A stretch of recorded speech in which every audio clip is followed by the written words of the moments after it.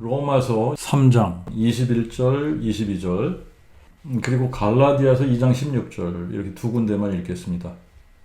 로마서 3장 21절, 22절.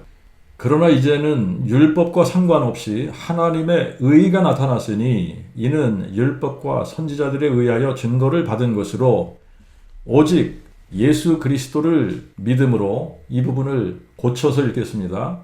오직 예수 그리스도의 신실하심으로 말미암아 모든 자, 곧 믿는 자 모두에게 미치는 하나님의 의인이 차별이 없느니라. 갈라디아서 2장 16절. 사람이 의롭다 함을 받는 것은 율법의 행위에서 난 것이 아니요 오직 예수 그리스도를 믿음으로, 여기도 제가 고쳐서 읽겠습니다. 예수 그리스도의 신실하심으로 말미암는 줄을 아는 고로 우리도 그리스도 예수를 믿어 율법의 행위로서가 아니고 그리스도를 믿음으로, 이 부분도 그리스도의 신실하심으로 이렇게 고쳐서 읽으면 좋을 것 같아요. 그리스도의 신실하심으로 의롭다 함을 받으려 함이니 그런 고로 율법의 행위로서는 아무도 의롭다 함을 받을 육체가 없느니라. 네, 오늘은 영어 성경에도 번역이 예수 그리스도를 믿음으로 이렇게 번역을 했는데, 원어를 직역을 하면 예수 그리스도의 신실하심으로 이렇게 번역을 하는 게 원어를 직역을 하는 겁니다. 그래서 예수 그리스도의 신실하심으로 이 부분들 제가 좀 강조하려고 하는데, 예수 그리스도의 신실하심으로 이 표현이 다른 말로 표현하면 하나님의 은혜로 말미암아, 이 표현이에요. 하나님의 은혜로 말미암아. 그 부분을 함께 생각을 해보려고 합니다. 로마서부터 빌레몬서까지 바울 서신서 13권이 있는데, 바울 서신서 13권 전부 살펴보면 앞에 인사말 하는데 한 군데도 빠지지 않고 나오는 표현이 있어요. 디모데 전후서와 디도서 이렇게 빼고는 10군데가 똑같은 표현이에요. 똑같은 표현. 하나님 아버지와 우리 주 예수 그리스도로부터 은혜와 평강이 너에게 있을지어다, 이런 표현입니다. 이 동일한 표현이 디모데 전후서 그리고 디도서 빼고는 단어 한자 틀리지 않고 동일한 표현으로 인사를 했는데, 디모데 전후서와 디도서에는 은혜와 긍휼과 평강이, 긍휼을 더했어요. 그래서 조금 다르게 쓰였을 뿐인데, 하나님 아버지와 우리 주 예수 그리스도부터 은혜와 평강이 너에게 있을지어다, 여기에다가 조금 더 퍼스널하게 다르게 표현을 했습니다만, 디모데에게는, 사랑하는 아들 디모데에게 티모테오 아가페토 테크노 카리스 엘레오스 에이레네 아포테우 파트로스 카이 크리스투 이예수 투 큐리오 헤이몬, 사랑하는 아들 디모데에게 은혜와 긍휼과 평화가 아버지 하나님과 그리스도 예수 우리 주님으로부터. 디도에게는 이제 비슷한 표현인데 아가페토 테크노, 사랑하는 아들이라는 표현이 아니라 그네시오 테크노 이렇게 썼어요. 디도 참 아들, 참 아들이라고 표현을 했습니다. 동일한 믿음으로 인한 카타 코이네인 피스틴 카리스 엘레오스 에이레네 아포테우 파트로스 카이 큐리오 이예수 크리스투 투 소테로스 헤이몬, 은혜와 긍휼과 평강이 아버지 하나님과 주 예수 그리스도 우리 구세주로부터, 이렇게 표현을 했습니다. 자, 그러니까 조금 디모데 전후서하고 디도서만 표현이 조금 다를 뿐, 서신서 13권 모두 뭐가 들어가냐면 은혜와 평강, 은혜와 평강이 들어가요. 바울의 모든 서신서를 보면 빠지지 않고 강조하는 것이 은혜예요. 은혜. 그런데 이제 이 은혜와 함께 항상 강조하는 것이 은혜와 평강. 영어로 하면 grace and peace거든요. grace and peace. 에이레네라고 하는 이 헬라어를 번역을 하면 peace예요. 이제 우리는 평강이라고 번역을 했습니다만 평화죠. 평화라고 번역을 하면 더 좋을 것 같아요. 평화의 반대는 전쟁입니다. 전쟁은 관계가 나쁜 원수, 적대 관계에 있는 원수들하고 전쟁을 하는 것이지 관계가 좋은 사람하고 전쟁하는 게 아니지 않습니까? 그런데 하나님과 우리 관계는 에덴 동산에서 아담과 하와가 범죄한 이후부터 적대 관계예요. 원수 관계가 되어버렸습니다. 인류가 하나님께 등을 돌리고 배신을 했고, 그러므로 하나님과 사람 사이에 peace, 평화가 있을 수 없는 관계가 되어버렸습니다. 그래서 구원받지 못한 인류는 하나님의 심판을 받기 위해서 하나님의 진노의 날을 향해 달려가고 있는 거예요. 그렇기 때문에 사람에게는 진정한 peace, 진정한 평화라는 것이 없는 겁니다. 그런데 우리에게 평화가 있으려면 꼭 필요한 것이 하나님의 은혜예요. 그래서 바울은 모든 서신서에서 단 한 번도 이 순서를 평화와 은혜가 있을지어다 라고 쓰지 않았어요. 언제나 은혜와 평화가 있을지어다. 이 순서는 굉장히 중요합니다.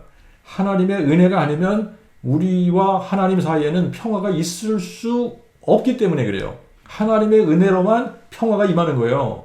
그러니까 은혜는 평화를 가져다주는 도구이고 통로인 겁니다. 하나님의 은혜, 우리 주 예수 그리스도의 은혜가 없으면 평화는 있을 수 없는 거예요. 서신서에서는 우리가 종종 어떤 표현을 보느냐면 하나님 아버지와 우리 주 예수 그리스도라는 표현, 이런 표현이 자주 쓰입니다. 이 표현, 하나님 아버지와 우리 주 예수 그리스도라는 이 표현을 읽을 때는 하나님 아버지는 다윗의 뿌리요, 우리 주 예수 그리스도는 다윗의 자손입니다. 그래서 다윗의 뿌리와 자손이라고 이해하면서 읽으시면 되는 거예요. 다윗의 뿌리요 자손이신 예수, 아버지이시면서 아들이신 예수 그리스도를 의미하는 표현이 하나님 아버지와 주 예수 그리스도라는 표현입니다. 그래서 하나님의 은혜는 곧 우리 주 예수 그리스도의 은혜인 거예요. 하나님의 은혜가 없으면 인류에게는 평화가 있을 수 없는 겁니다. 하나님의 은혜가 임해서 우리가 의롭다함을 받을 수 있게 되었고, 우리가 의롭다함을 받아서 적대 관계에서 사랑의 관계로 바뀌게 된 것이고, 전쟁에서 평화로, 불의함에서 의롭다함으로, 죽음에서 생명으로 바뀐 겁니다. 그러므로 평화는 하나님의 은혜가 임한 결과로 주어지는 거예요. 하나님의 은혜가 없이는 인류에게 평화란 있을 수 없는 겁니다. 근데 성경에서 이야기하는 평화는 하나님과 관계적인 평화를 의미하는 겁니다. 하나님과 관계적으로 평화가 없으면 마음의 평화도 있을 수 없는 겁니다. 여러분이 이런 식으로 한번 생각을 해보면 좋을 것 같아요. 이웃에 엄청나게 높고 권세가 크고 힘이 강한 사람과 원수지간으로 지낸다고 한번 생각해 보십시오. 마음에 평화가 있을까요? 항상 불안할 거예요. 항상 초조할 거예요. 그 사람이 나를 공격하면 어떻게 하나? 그 사람이 나를 대적하면 어떻게 하나? 하지만 지존자 하나님과 평화를 이룬 사람들은 마음에도 평화가 있는 겁니다. 하나님과 평화를 이루려면 하나님으로부터 의롭다함을 받아야 하는데, 하나님으로부터 의롭다 칭함을 받기 위해서 필요한 것이 하나님의 은혜인 거예요. 하나님의 은혜가 임해서 하나님과 평화가 되어야 마음에도 천국이 임하게 되는 겁니다. 마음에 천국이 임했다고 하는 사람에게 평화가 없다면 진짜 천국이 임하지 않았기 때문에 평화가 없는 것이죠. 평화가 임한 사람에게 천국도 유업으로 받게 되는 겁니다. 이 평화는 그냥 상황에 따라 잠시 있다가 또 사라졌다, 상황에 따라 일시적으로 평화가 찾아왔다 사라졌다 하는 그런 것이 아닙니다. 천국의 평화는 지속적이고 영원히 평화로운 것이지 일시적인 것이 아니에요. 이렇게 영원한 평화를 가져다 주는 것이 바로 하나님의 은혜입니다. 그래서 오늘은 이 하나님의 은혜, 이 부분을 생각을 해보려고 그래요.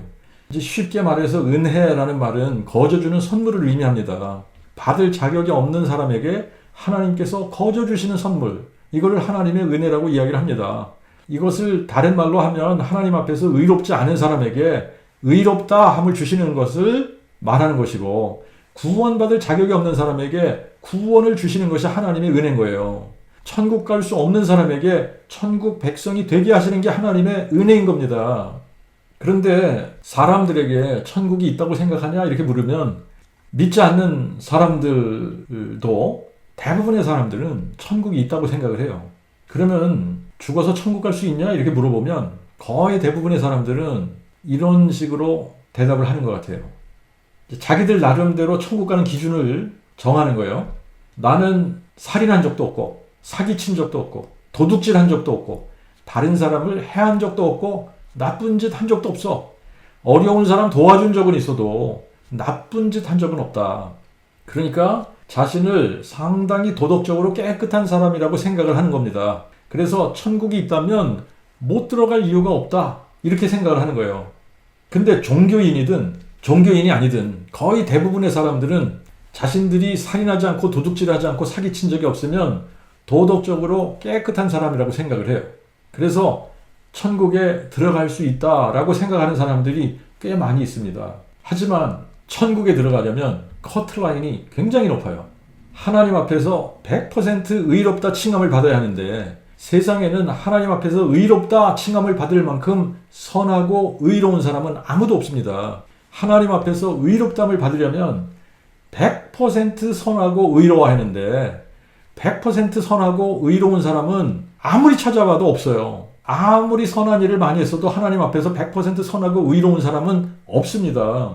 거짓말 한 번이라도 했다면 안 되는 거예요. 사람을 조금이라도 미워한 적이 있다. 시기한 적이 있다. 안 되는 거예요. 여자를 보고 속으로 음욕을 한 번이라도 품였다. 안 되는 겁니다. 마음이 가난하지 않아도 안 되고 온유하지 않아도 안 되고 의에 줄이고 목마르지 않아도 안 되는 거예요. 긍휼함이 없어도 안 되고 마음이 청결하지 않아도 안 되고 화평케 하는 자가 아니래도 안 되고 의를 위해서 핍박을 받지 않아도 안 되고 사람에게 원망 들을 만한 일을 조금이라도 했어도 안 되고 먹고 마시는 것을 위해 염려해도 안 되고 위선을 조금이라도 떨면 안 되고 욕을 해도 안 되고 음담패설을 한마디라도 해서는 안 되고 남의 흉을 봐도 안 되고 남에게 대접받고자 하는 대로 남을 대접하지 않아도 안 되고 이웃을 내 몸과 같이 사랑하지 않아도 안 되고 부모를 공경하지 않아도 안 되고 좁은 문으로 들어가지 않아도 안 되고 아름다운 열매를 맺지 못해도 안 되고 이웃의 것을 조그마한 것이라도 하나라도 탐내면 안 되고 여호와 외에 다른 신을 섬겨도 안 되고 어떤 형상이든 형상을 만들어도 안 되고 하나님의 이름에 누를 끼치는 일을 조금이라도 해서는 안 되고 안식일을 거룩하게 지키지 않아도 안 되고 하나님의 것을 도적질해도 안 되고 무엇보다 중요한 것은 마귀를 멸해야 하나님 앞에서 의롭담을 받을 수 있는 겁니다. 그러므로 이 세상에는 어떤 형태의 선행으로도 하나님 앞에서 의롭다 칭함받을 수 있는 사람이 한 사람도 없는 거예요. 마태복음 19장에 보면 어떤 사람이 예수님을 찾아와서 이렇게 묻습니다. 내가 무슨 선한 일을 하여야 영생을 얻으리까? 예수님께서 계명들을 지키라고 말씀을 하시니까 그 청년이 이렇게 대답해요. 이 모든 것은 내가 어려서부터 지켰사오니 아직도 무엇이 부족하니까? 예수님께서 이 청년에게 이렇게 말씀을 해주시는 거예요. 그래? 그러면 내 소유를 팔아서 가난한 자들에게 주고 와서 나를 쫓아. 그 청년이 예수님의 말씀을 듣고 재물이 많기 때문에 근심하며 돌아갔다 그럽니다. 그래서 예수님께서 이렇게 말씀하세요. 부자가 하늘나라에 들어가기가 어려우니라 낙타가 바늘귀로 들어가는 것이 부자가 하나님의 나라에 들어가는 것보다 쉬우니라. 그러니까 제자들이 놀라서 묻습니다. 그러면 누가 구원을 받을 수 있으리까? 그런데 사람들이 오해하는 부분이에요. 부자만 구원받기 힘든 것이 아니에요. 모든 사람에게 마찬가지로 자기의 힘으로 구원받는 것은 불가능하다는 말입니다. 사람이 자기의 힘으로 구원받는 것은 불가능한 일이에요. 낙타가 바늘귀로 들어가는 것이 사람이 자기의 힘으로 하나님의 나라에 들어가는 것보다 쉽다는 얘기예요. 자, 그런데 여기다가 이제 부자의 예를 들었을 뿐입니다만, 그러면 가난한 사람은 들어갈 수 있다는 얘기인가? 아닙니다. 아니에요. 오해하면 안 되는 부분이에요. 이 부분은 부자는 부자대로 못 들어가고 가난한 사람은 가난한 사람대로 자기의 의를 가지고 하나님의 나라에 들어가려고 하면 낙타가 바늘귀로 들어가는 것보다 어렵다는 거예요. 불가능하다는 얘기죠. 자, 그러니까 사람이 자기의 노력과 자기의 의로 하나님의 나라에 들어가는 것은 불가능하다. 그러니까 제자들이 그러면 누가 구원을 받을 수 있으리까? 제자들의 이 질문에 대해서 예수님께서 이렇게 말씀을 하세요. 사람으로서는 안 된다는 거예요. 사람으로서는 할 수 없으되 하나님으로서는 다 하실 수 있느니라. 사람으로서는 할 수 없지만 하나님으로는 다 하실 수 있다. 구원받는 일이 하나님 앞에서 의롭다함을 받는 것이 사람으로서는 불가능한 일이지만 하나님께서는 다 하실 수 있다. 이 말씀이에요. 이 말씀을 조금 다른 형태로 표현한 말씀이 오늘 본문입니다. 이제는 율법과 상관없이 하나님의 의가 나타났으니 이는 율법과 선지자들에 의하여 증거를 받은 것으로 오직 예수 그리스도의 신실하심으로 말미암아 모든 자 곧 믿는 자 모두에게 미치는 하나님의 의인이 차별이 없느니라. 갈라디아서 2장에는 사람이 의롭다함을 받는 것은 율법의 행위에서 난 것이 아니요 오직 예수 그리스도의 신실하심으로 말미암는 줄을 아는 거로 우리도 그리스도 예수를 믿어 율법의 행위로서가 아니고 그리스도의 신실하심으로 의롭다함을 받으려 함이니 그런 거로 율법의 행위로서는 아무도 의롭다함을 받을 육체가 없느니라. 여기서 바울이 무슨 말을 하고 있느냐 하면 사람이 하나님 앞에서 의롭다함을 받을 수 있는 유일한 방법은 사람이 무엇을 해서 되는 것이 아니고 하나님의 은혜로 되는 것인데 하나님의 은혜가 나타나는 방법이 바로 예수 그리스도의 신실하심으로 말미암는다는 것을 이야기하고 있는 거예요. 사람으로서는 할 수 없지만 하나님으로서는 다 하실 수 있는데 그것이 바로 예수 그리스도의 신실하심으로 되는 것이라고 이야기를 하고 있는 겁니다. 예수 그리스도의 신실하심이 뭡니까? 구약 성경에서부터 여호와 하나님이 약속하신 것, 여자의 후손이 뱀의 머리를 상하게 하실 것이라는 이 약속을 여호와께서 사람 되셔서 우리를 위해 대속의 죽음을 십자가에서 죽으시고 장사 지낸 바 되었다가 성경대로 사흘 만에 부활하심으로 마귀를 멸하시고 죄의 권세를 박살내시고 하나님의 의의를 드러내시고 생명과 죽지 아니함을 보이신 것이 바로 사람으로서는 할 수 없는 일이지만 하나님으로서는 다 하실 수 있다고 하신 거예요. 이 약속을 다 이루신 것이 바로 예수 그리스도의 신실하심이라는 겁니다. 하나님이 사람 되셔서 사람으로서는 할 수 없는 것을 다 해주신 거예요. 그분이 예수 그리스도신 겁니다. 그래서 우리가 예수 그리스도를 믿는다는 것은 그리스도의 신실하심을 믿는다는 거예요. 예수 그리스도께서 우리를 의롭다 하기 위해서 그분이 친히 사람이 되시고 그분이 우리를 위해서 고난받으시고 그분이 십자가에 죽으시고 장사 지낸 바 되셨다가 그분이 죽은 지 사흘 만에 죽은 자 가운데서 다시 살아나셔서 부활로 이 모든 것을 이루신 겁니다. 그분이 처음부터 끝까지 다 이루셨다는 얘기예요. 그것이 예수 그리스도의 신실하심이고 그리스도의 신실하심을 믿는다는 것은 여호와 하나님이 사람 되셔서 우리를 위해서 처음부터 끝까지 다 이루셨다. 그걸 믿는다는 거예요. 예수 그리스도가 누구십니까? 여호와 하나님이 사람 되신 분이세요. 그러므로 예수 그리스도의 신실하심을 믿는다는 것은 여호와 하나님의 신실하심을 믿는다는 거예요. 예수 그리스도의 신실하심을 무엇으로 증명해 주셨냐? 그분이 죽은 자 가운데서 부활하심으로 사람으로서는 할 수 없는 것을 하나님으로서 다 하셨다는 것을 증명해 주신 겁니다. 우리가 예수 그리스도를 믿는다는 것은 이것을 믿는다는 거예요. 예수 그리스도의 신실하심, 그분이 여호와 하나님이 사람 되셔서 우리를 위해 죽고 부활하신 것을 믿는다는 겁니다. 예수 그리스도의 신실하심은 사람이 할 수 없는 것을 그분이 다 이루셨다는 거예요. 그분이 다 이루어 주신 것을 믿는 겁니다.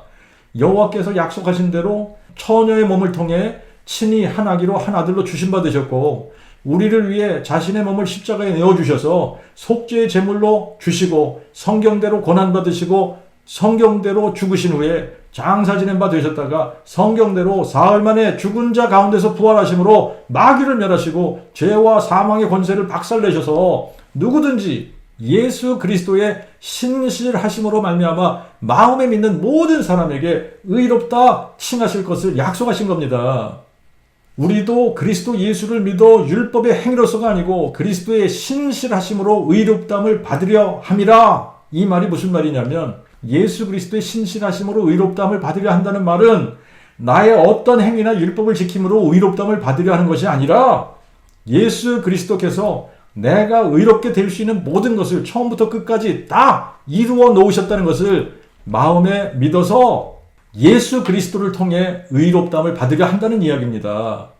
이렇게 예수 그리스도의 신실하심으로 말미암아 믿는 모든 사람들을 의롭다 하시는 것이 하나님의 은혜라는 거예요. 우리가 의롭다함을 받을 수 있는 모든 것을 그분이 여호와 하나님이 처음부터 끝까지 다 해놓으시고 우리에게 요구하시는 것은 마음에 믿기만 하라고 요구하시는 겁니다.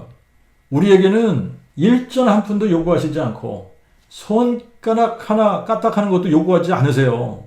예수 그리스도께서 구원에 필요한 모든 것을 처음부터 끝까지 다 이루셨다는 것을 부활로 확증해 주시고, 다윗의 씨로 죽은 자 가운데서 부활하신 예수 그리스도를 마음에 믿기만 하라는 겁니다. 마음에 믿기만 하라는 거예요. 마음에 믿는 것만 요구하시는 거예요. 마음에 믿는 데는 동전 한 푼도 안 들어가요. 마음에 믿는 데는 손가락 하나 움직이지 않아도 마음에 믿을 수 있는 겁니다.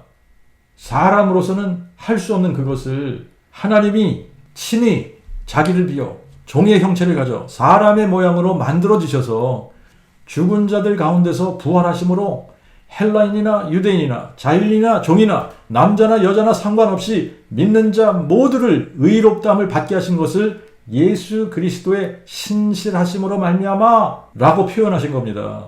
그리고 이것이 하나님의 은혜라는 거예요. 하나님의 은혜는 여호와 하나님이 사람 되셔서 우리를 위해 죽고 부활하신 것이고, 이것이 바로 예수 그리스도의 신실하심인 겁니다. 사람으로서는 하나님 앞에서 의롭다함을 받을 수 있는 사람이 아무도 없기 때문에 사람이 할 수 없는 그것을 하나님이 사람 되셔서 우리를 위해 죽고 부활하심으로 예수 그리스도의 신실하심으로 의롭다함을 받을 수 있게 하신 겁니다. 이것이 바로 하나님의 은혜이고 우리 주 예수 그리스도의 은혜인 겁니다. 하나님의 은혜는 율법하고 전혀 상관이 없는 거예요. 율법이 주어지기 430년 전에 아브라함에게 미리 약속하셨지만, 아브라함에게 약속하시기 2000년 전에 이미 아담에게 약속하신 것이 여자의 후손이 뱀의 머리를 상하게 하실 거라고 약속하신 겁니다. 그리고 이 약속을 성취하신 분이 바로 다윗의 씨로 죽은 자 가운데서 부활하신 예수 그리스도이십니다. 그러므로 사람이 의롭다함을 받는 것이 율법의 행위에서 난 것이 아니라 오직 예수 그리스도의 신실하심으로 말미암아 다윗의 씨로 죽은 자 가운데서 부활하신 예수 그리스도로 말미암아 마음에 믿는 모든 사람들을 의롭다 하시는 것이 하나님의 은혜인 거예요. 만약 사람들이 의롭게 되는 것이 율법의 행위나 선한 행위로 될 수 있다면 여호와 하나님이 사람 되실 필요가 하나도 없는 겁니다. 여호와 하나님이 사람 되신 것이 헛된 일이에요. 우리를 위해 그분이 십자가에 죽으시고 부활하신 것이 다 헛된 일입니다. 아무 의미가 없는 거예요. 그래서 바울은 갈라디아 교인들하고 고린도 교인들을 향해 심한 말을 해요. 좀 분통을 터뜨립니다. 야, 이 어리석은 갈라디아 사람들아, 너희 가운데 십자가에 달리신 예수 그리스도가 너희 눈앞에 보이거늘 누가 너희를 꾀어 진리를 순종치 못하게 하는 거냐? 너희가 성령을 받은 것이 율법을 행해서 받을 수 있는 거냐? 아니면 그 복음을 듣고 마음의 믿음으로 받는 것이냐? 너희가 그렇게도 모르냐? 그렇게도 어리석으냐? 그리고 고린도 교인들에게는 과연 누가 가서 만일 우리의 전하지 아니한 다른 예수를 전하거나 혹 너희의 받지 아니한 다른 영을 받게 하거나 혹 너희의 받지 아니한 다른 복음을 받게 할 때는 너희가 잘 용납하는도다. 지금도 교회당 안에는 이런 사람들로 수두룩합니다. 어떻게 구원을 받는지 잘 모르면서 교회당 추종하는 사람들 거의 대부분이라고 생각해요. 우리도 그랬으니까. 유일하신 참 하나님이 누군지, 아버지께서 보내신 자 예수 그리스도가 누군지, 그 복음이 무엇인지, 예수께서 다윗의 뿌리요 자손이라는 말이 무슨 말인지 이런 것들을 전혀 모르면서 스스로 잘 믿는다고 착각하는 사람들이 거의 대부분입니다. 왜 그러냐면 우리가 그랬잖아요. 우리가 모르면서도 잘 믿는다고 착각하던 사람들이니까 우리가 그랬어요. 그러면 거의 대부분이 우리같이 모르는 거예요. 그래서 어쩔 때는 구원받은 것 같기도 한데 또 어쩔 때는 구원받지 못한 것 같기도 하고, 어쩔 때는 믿음으로 구원받는 게 맞는 것 같다는 생각이 들다가도 어쩔 때는 행함으로 구원받는 것 같기도 하고, 그런데 자신을 보면 행함이 별로 없으니까 믿음으로 구원받는 것이 맞는 것 같은 생각이 들다가 자신이 믿는다면 너무나 행함이 없으니까 이게 자꾸 헷갈리는 그런 사람들이 너무나 많은 거예요. 근데 이제 구원에 대한 부분을 우리가 잘 생각해 보면요, 내가 진짜 그 복음을 모를 때 구원을 어떻게 받습니까? 나에게 그 믿음이 없는데 내가 어떻게 구원을 받아요? 내가 유일하신 참 하나님을 알지 못하는데 아버지께서 보내신 자 예수 그리스도가 누군지 모르는데 어떻게 구원을 받습니까? 그러니까 구원을 경험하지 못한 사람이 구원을 어떻게 알 수 있어요? 그 복음을 모르는 사람이 다른 복음이 무엇인지 어떻게 알 수 있습니까? 유일하신 참 하나님을 알지 못하는데 어떻게 자신이 다른 예수를 믿는다고 분별할 수 있겠습니까? 모르면 사람들이 스스로 속고 착각할 수 있는 거예요. 모르기 때문에 사람들은 자신을 속이고 착각 속에 있는 것을 의외로 만족해하는 사람들이 많이 있습니다. 사실 사람들은요, 자신을 잘 속일 수 있어요. 예를 들면 가룟 유다 같은 사람 보세요. 처음부터 이 사람은 아니었습니다. 처음부터 아니었던 사람이지만 예수님을 따르던 다른 제자들처럼 3년 동안 예수님을 잘 따라다녔어요. 둘씩 짝을 지어서 보내셨을 때에도 유다의 짝이 누구였는지 모르지만 같이 다니면서 그 복음도 선포했을 것이고 병자들도 고치고 귀신도 쫓아내고 다 했어요. 그러다가 막판에 가서 자기의 정체를 밝힌 것처럼 믿는 것처럼 자신을 속이는 사람들 많이 있습니다. 바울을 따르면서 같이 동역했던 동역자들 중에서도 바울의 말년에 바울을 떠나서 세상으로 간 사람들이 여럿 있습니다. 아무튼 사도들이 선포한 그 복음은 단순하고 명료했습니다. 다윗의 씨로 죽은 자 가운데서 부활하신 예수 그리스도를 유일하신 주제 여호와 하나님으로 선포하고 마음에 믿는 모든 사람들은 하나님 앞에서 의롭다함을 받고 하나님의 자녀가 되고 천국을 유업으로 받는다라고 선포한 거예요. 그런데 유대인들 중에 바울을 공격하는 사람들이 많이 나타났어요. 바울은 다니는 곳마다 율법과 상관없이 다윗의 씨로 죽은 자 가운데서 부활하신 예수 그리스도를 믿으면 예수 그리스도의 신실하심으로 말미암아 믿는 자 모두가 구원을 받는다, 이렇게 가르친단 말이죠. 그러니까 유대인들 중에 바울을 공격하는 사람들 중에 바울은 예수님을 따른 적도 없다, 바울은 사도들 팀에 낀 적도 없어, 이 사람은 자칭 사도라고 하는 자야, 바울이 가르치는 것은 잘못된 거다, 너희들이 구원받으려면 할례를 받고 모세 율법을 행해야 구원을 받는 거야. 이런 가르침에 갈라디아 사람들, 고린도 사람들, 이게 쉽게 넘어간 거예요. 사람들을 살펴보면 사람들 속에는, 무의식 속에 이런 생각이 있는 것 같아요. 사람들은 이렇게 보고 평가하는 걸 좋아하죠, 그죠? 그래서 믿는다고 하는 사람들을 보니까 이 사람들 형편없네, 저래가지고 이거 어떻게 천국 가겠나? 저런 사람들 보면 믿는다고 천국 가는 게 아니야, 이게 확실해, 착한 일 많이 하고 선하게 살아야 천국 가는 거야, 이런 생각이 사람들의 무의식 속에 있는 것 같아요. 근데 이제 우리가 알아야 되는 게 뭡니까? 교회당에 출석한다고 다 예수 믿는 것이 아니잖아요. 예수를 믿어야 구원받는다는 말씀에는 전혀 문제가 없지만, 문제는 뭐냐? 사람들이 믿는다고 하는 예수가 다른 예수를 믿으면서 진짜 예수라고 착각하는 것 때문에 이게 문제인 거예요. 그 복음이 뭔지를 모르는데 자기들이 복음을 믿는다고 착각하는 거예요. 성경에서 증거하는 유일하신 참 하나님은 상천하지의 여호와 한 분이신데 삼위일체 신이 어떤 신인지도 모르면서 무조건 삼위일체 신을 믿는다고 하면서 유일하신 참 하나님을 안다고 착각하는 것이 문제입니다. 성자 하나님과 하나님의 그 아들이 어떻게 다른지도 모르면서 무조건 예수는 하나님의 아들이니까 성자 하나님이라고 믿는 거예요. 그러면서 예수를 안다고 착각하는 겁니다. 성경 전체 이야기를 간단하게 말하면 상천하지의 유일하신 참 하나님 여호와께서 하늘과 땅을 창조하셨어요. 그분이 아담과 하와도 하나님의 형상대로 하나님의 자녀로 창조하셨습니다. 그리고 에덴 동산을 꾸며주시고 에덴 동산에서 함께 사귀면서 행복하게 잘 살고 있었는데 하와가 뱀의 유혹을 받았어요. 그래서 하나님을 배반했고 뱀의 말을 듣고 여호와의 말씀에 먹으면 정령 죽으리라고 하신 선악을 알게 하는 나무의 실과를 먹고 사고를 칩니다. 바로 그 사건으로 인해서 하나님과 원수가 되고 에덴 동산에서 쫓겨나게 돼요. 하나님께서는 아담과 하와를 그대로 두면 영원히 지옥의 어두움과 불구덩이 속에서 하나님의 진노를 받으면서 살아야 하는 인생이 된 것을 보니까 너무 불쌍한 거예요. 그래서 긍휼에 풍성하신 여호와 하나님이 인류를 구원하기 위해 이 세상에 한 아기로, 한 아들로 친히 찾아오신 이야기가 바로 성경 이야기예요. 그분이 다윗의 혈통으로, 그분이 다윗의 씨로 이 세상에 오셔서 죽은 자 가운데서 부활하심으로 여자의 후손이 뱀의 머리를 상하게 하실 것이라는 이 약속을 신실하게 지키신 겁니다.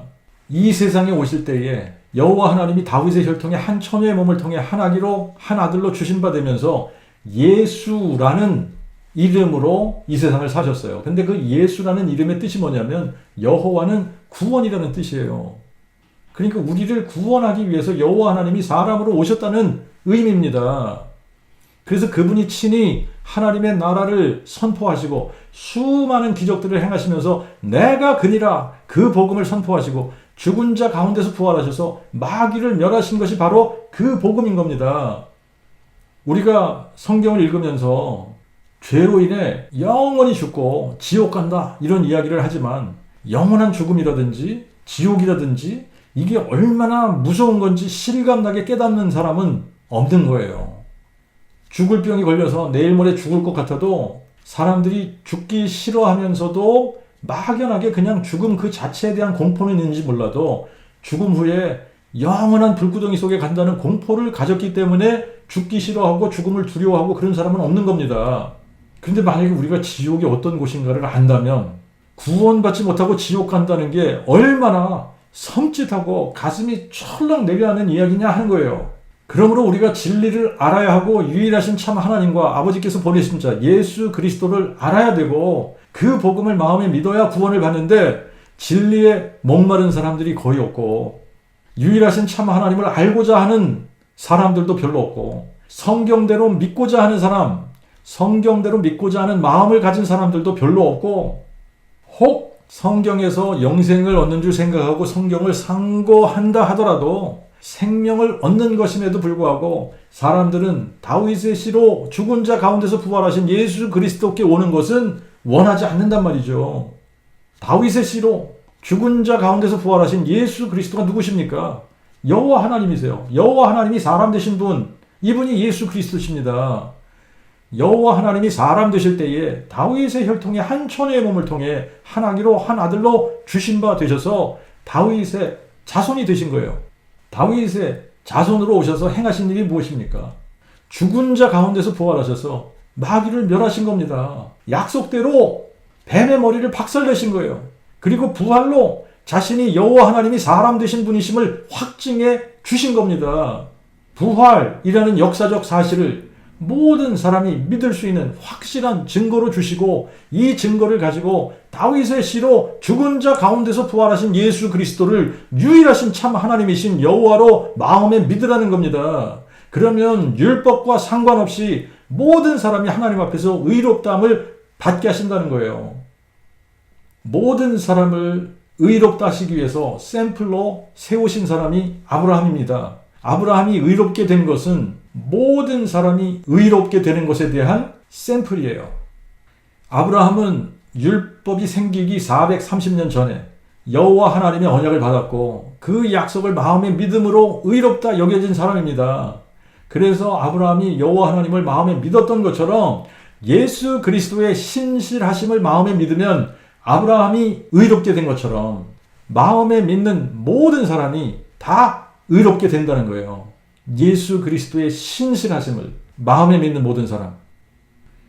하나님께서 아브라함에게 약속하신 것이 창세기 10장 3절에 보면 땅의 모든 족속이 너로 인하여 복을 받으리라 그러셨는데 22장 18절에 내 씨로 내 자손으로 말미암아 땅의 만민이 복을 받으리라 이렇게 약속을 하셨어요.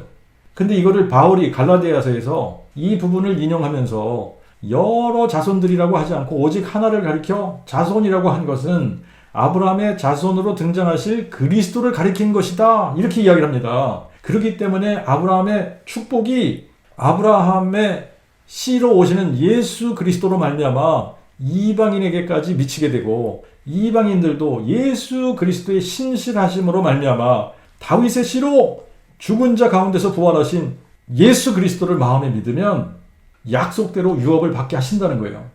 그러면서 이것은 하나님께서 그리스도 안에서 미리 정하신 약속인데 430년 후에 생긴 율법이 이 약속을 무효할 수 없다라는 겁니다.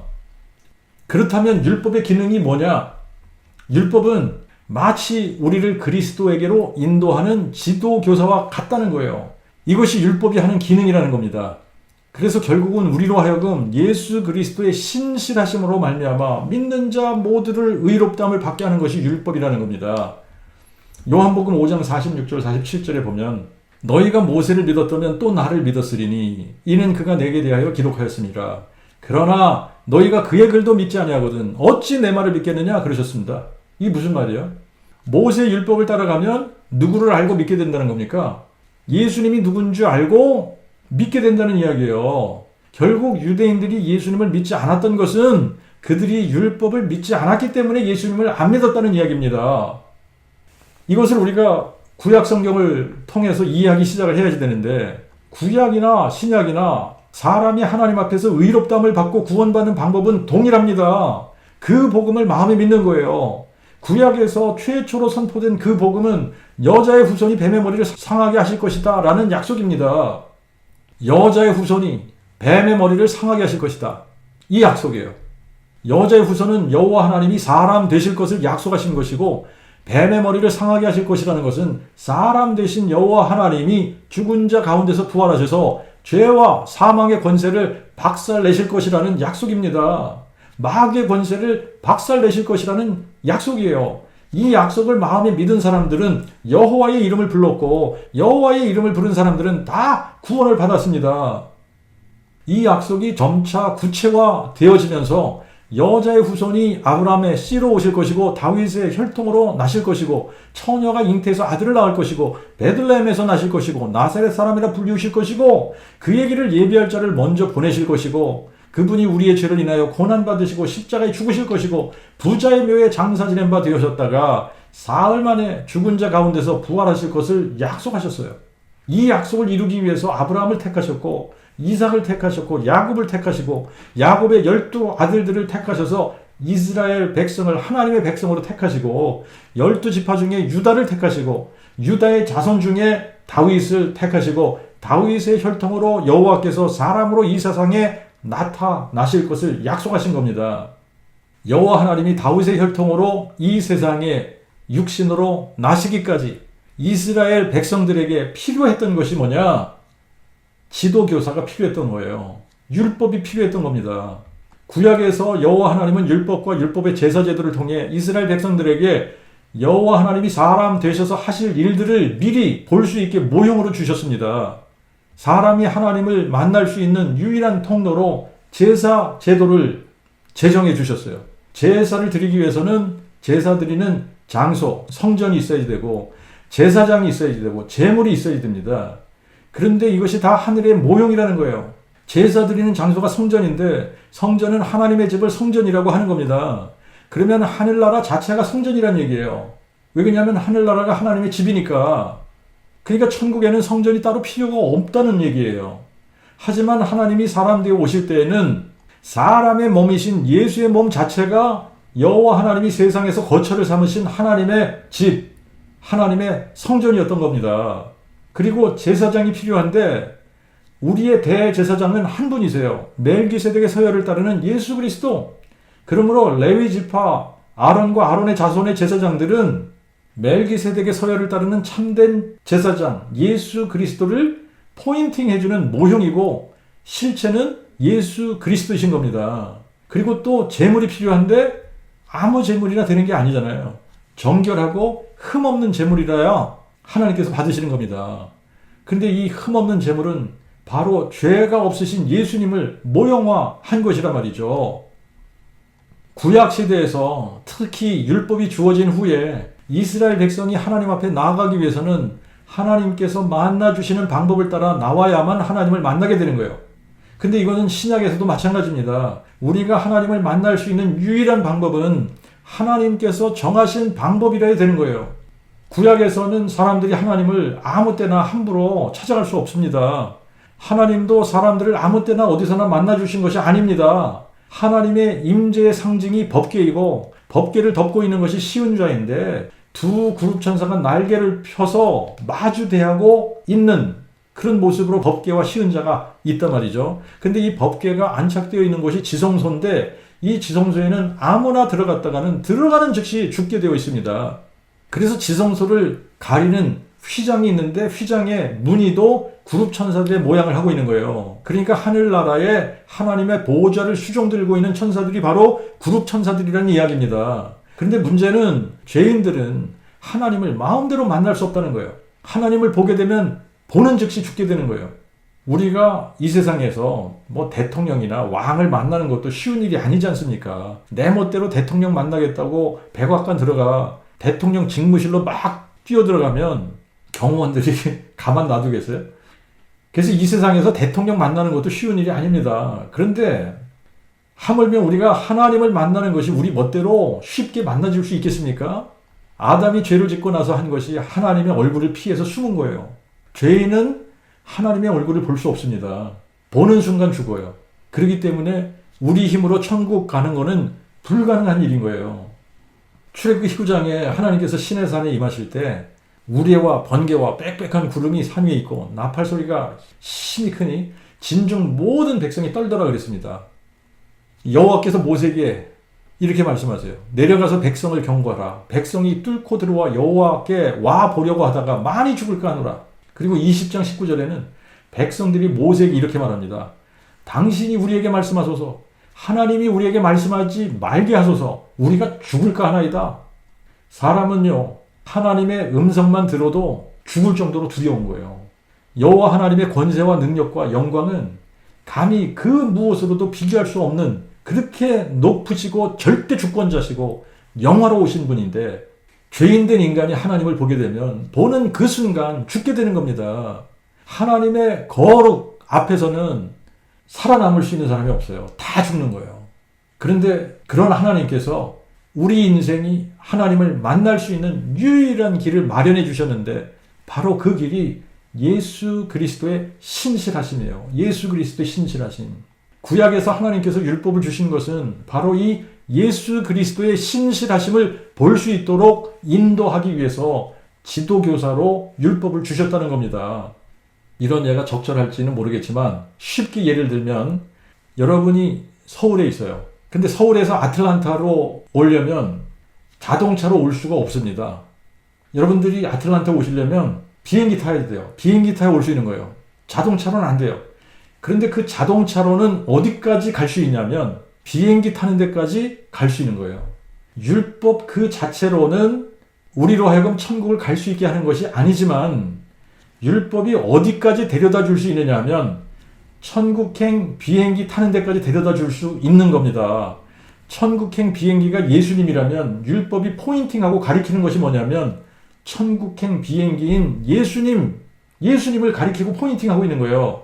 구약에서 성전에서 사용하는 모든 기물들은 피로 찍어서 바르거나 피를 뿌려서 정결케 한 다음에 사용할 수 있습니다. 제사장도 위임식 할 때는 피를 찍어 발라야 거룩하게 되어서 제사장으로 섬길 수 있게 되는 거예요. 율법을 따라서 모든 것이 피로 정결케 되고 피 흘림이 없이는 사하심도 없다고 그랬습니다. 거룩하신 하나님 앞에서는 모든 것이 정결해야 되는데 무엇이든 정결케 되려면 피를 뿌려야 되는데 그런데 피를 뿌리기 위해서는 누군가 희생이 되어야지 되는데 구약에서는 흠없는 희생 제물이 바로 죄 없는 몸으로 오셔서 희생 제물이 되어주신 예수님을 가리키고 있는 거예요. 예수님을 모형화하고 있는 겁니다. 그리고 온 백성의 죄를 위해서 제사하는 날이 있는데 이 날을 대속죄일이라고 그래요. 1년 중에 이 날 한 날만 대제사장이 피를 가지고 지성소에 들어갈 수 있는 날입니다. 지성소는 하나님의 보좌가 있는 것을 의미해요. 이것도 무엇을 포인트하고 있는 거냐? 바로 예수님께서 자신의 몸이 친히 제물이 되시고 또 자신이 제사장이 되셔서 자신이 흘리신 그 피를 가지고 지성소 곧 하나님의 보좌 앞에 나아가신 것을 가리키는 거예요. 그래서 예수 그리스도께서 신실하게 이루실 일을 모형적으로 가리키고 있는 것이 구약의 제사였던 겁니다.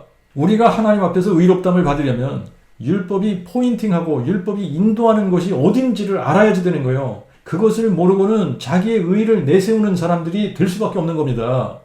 그래서 예수님을 찾아와서 무슨 선한 일을 하여야 영생을 얻으리까? 이렇게 묻는 거예요.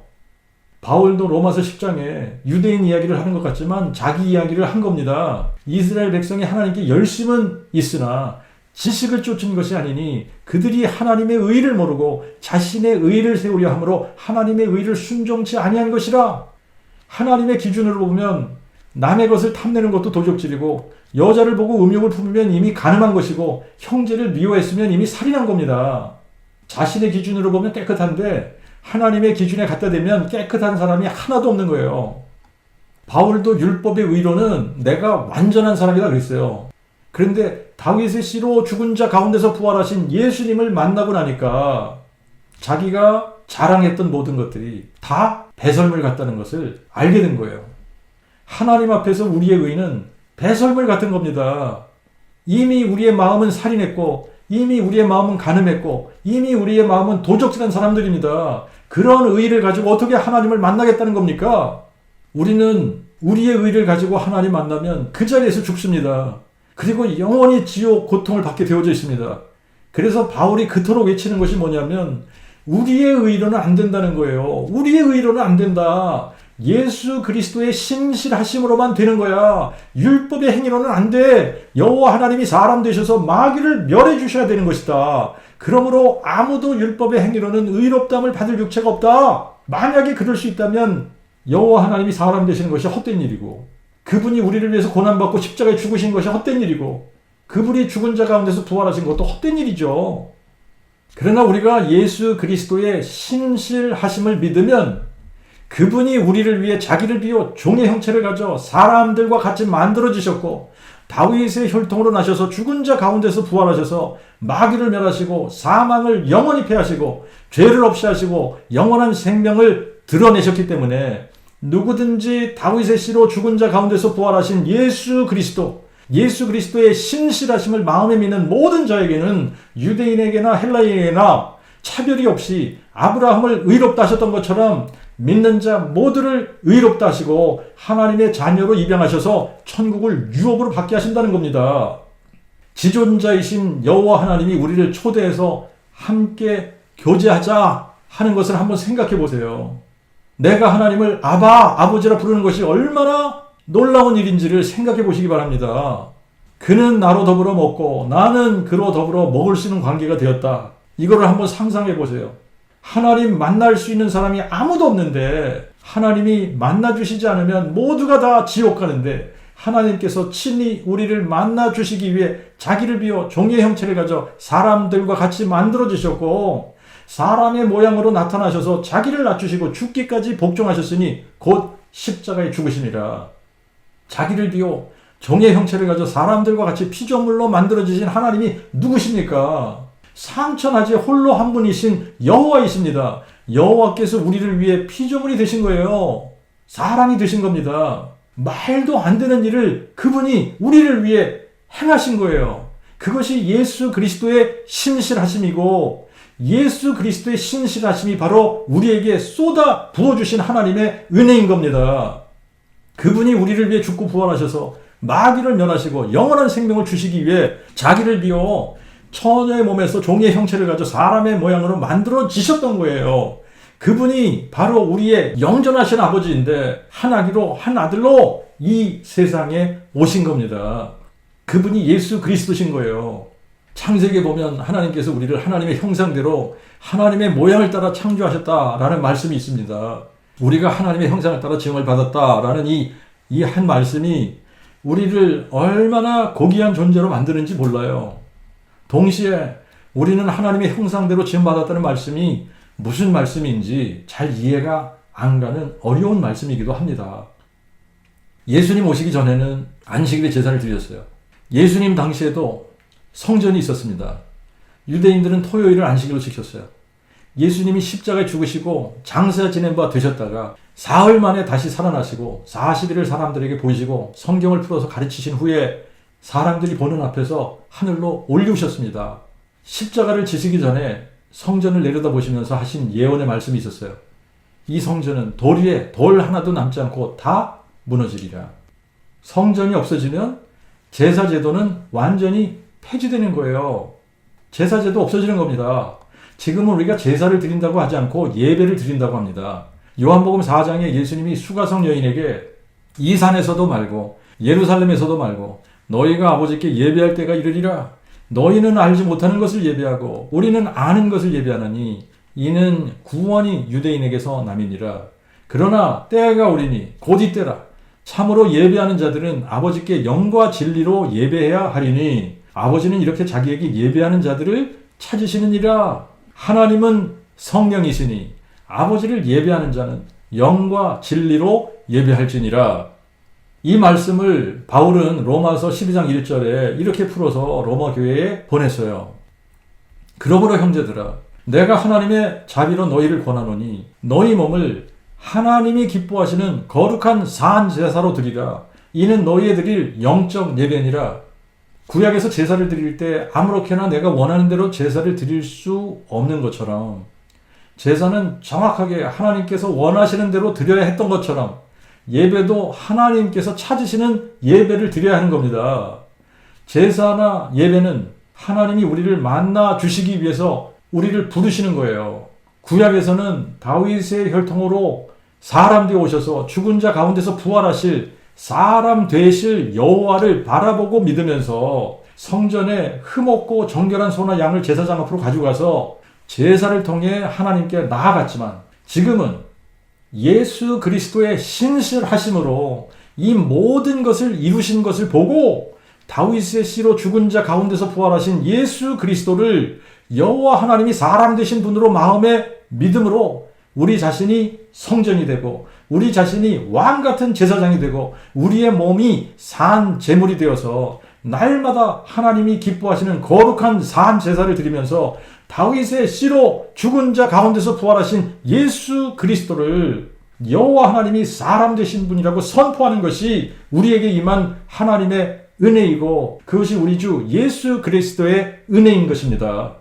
오늘은 여기까지.